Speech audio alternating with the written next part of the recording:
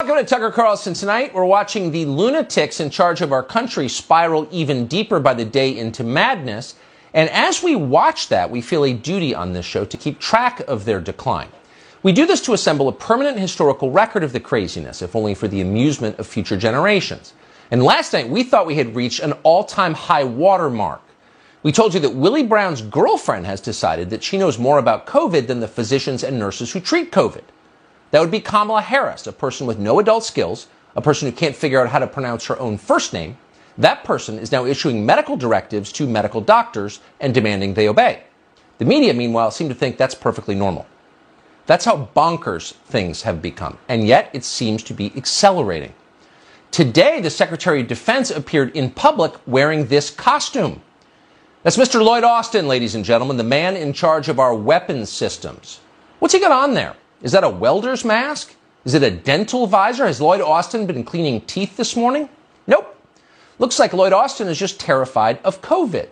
Well, then why doesn't he lose weight? Quite a bit of weight, actually. That's a good question. That would be the rational response. So, of course, he has not even considered that. Lloyd Austin instead got the vaccine.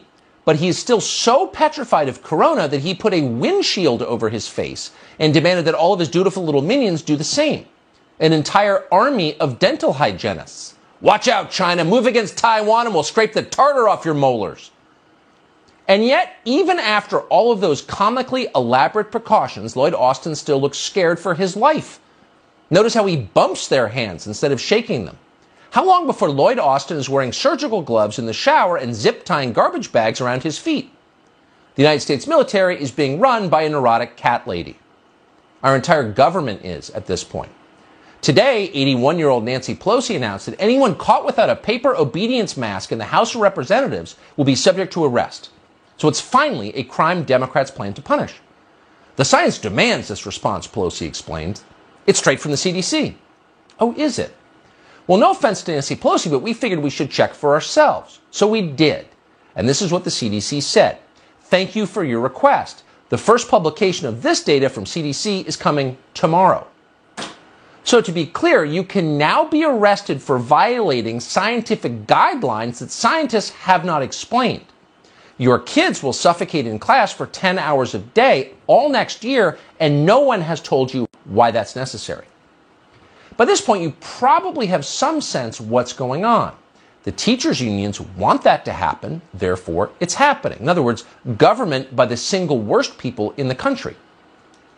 Someone's going to write a bitterly hilarious book about all of this someday. Too bad Evelyn Waugh is gone. But when that book is finally written, Congressman Jerry Nadler of New York will likely play some role in it. He'll be a character.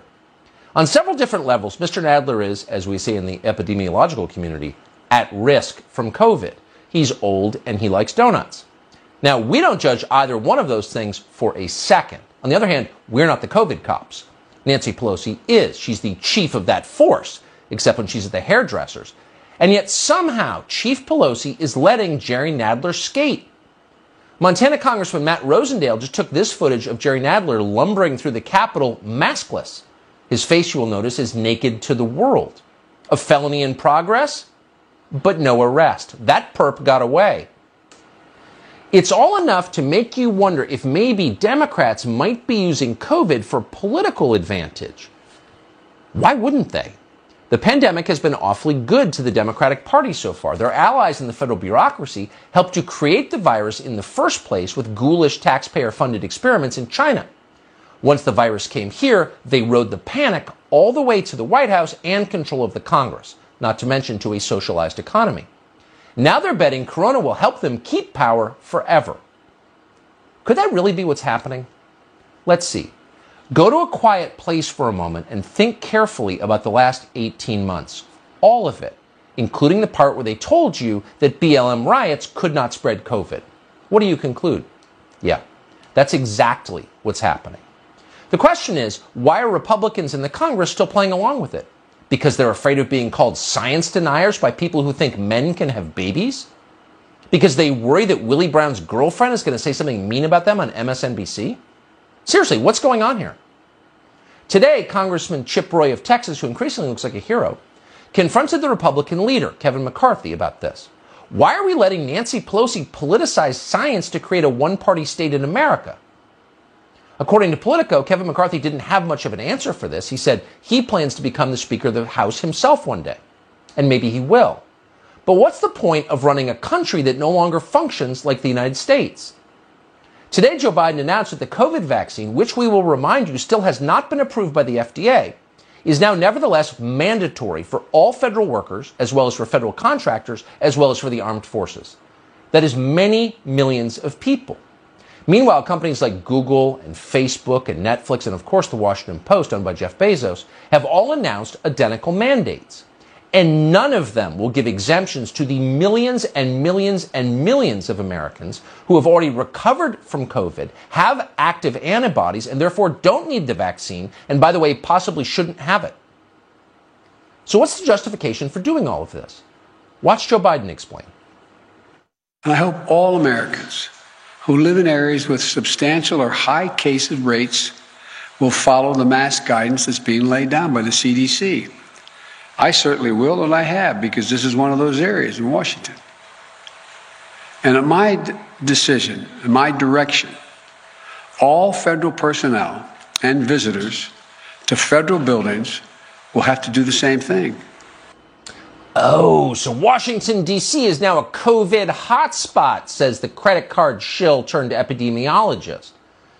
What does that mean exactly? Washington is a COVID hotspot? Well, we checked. It turns out the District of Columbia has recorded a total of 2 COVID deaths over the past 2 weeks.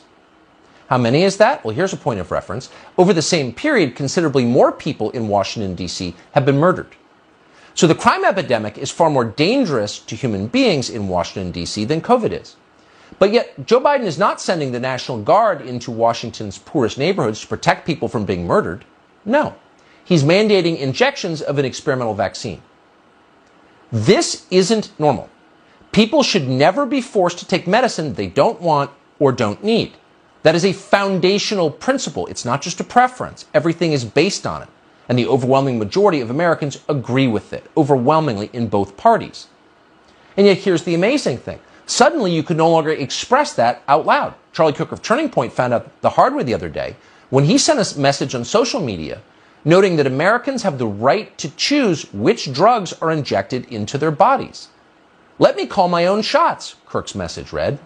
But Facebook immediately censored it. This is false, Facebook wrote. Independent fact checkers say this information has no basis in fact. End quote. So it is no longer factually correct to believe you can control what the government injects into your body. Do you want to live in a place like that? Let's ask a doctor. By our count, there are 4 physicians currently serving in the United States Senate. All of them, by the way, are Republicans. At least one of them has been brave enough to ask obvious questions about what is happening right now. Senator Rand Paul of Kentucky joins us.